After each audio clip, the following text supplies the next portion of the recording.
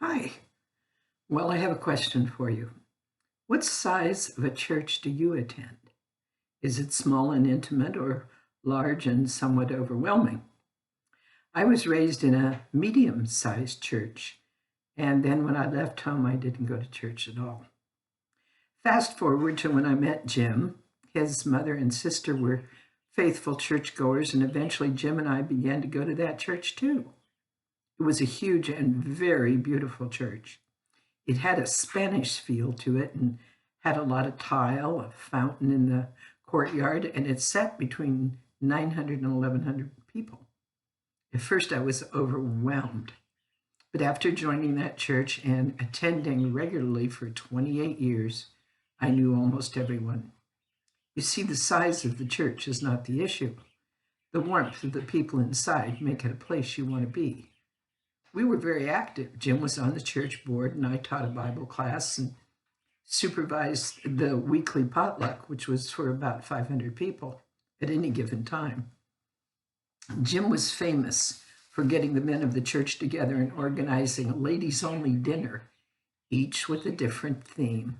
We had a wonderful time, and that church became a second home. When we left Sacramento, we left that church and many friends behind. Recently, we had a reunion of a sort when some of those people we knew at that church realized their dream of opening a new church in the Rockland area. The campus has a separate building where young evangelists are trained and where the media ministry does their recording and televising worldwide. The day we were there, the church was being dedicated. Now, I've been to a few church dedications, but this one I'll never forget.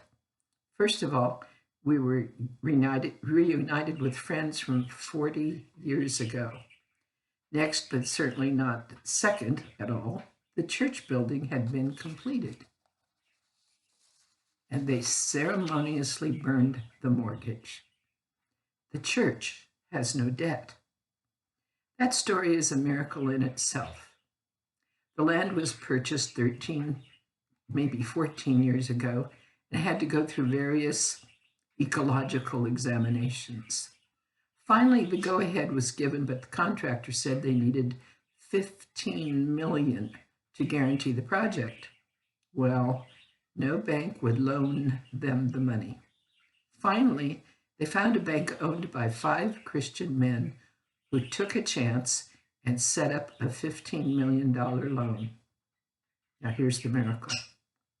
The pastors and their staff raised that money from generous donors, and the $15 million loan was never touched.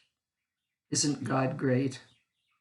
Oh, by the way, this church will seat 1,400 people and is about 2/3 full as of this recording.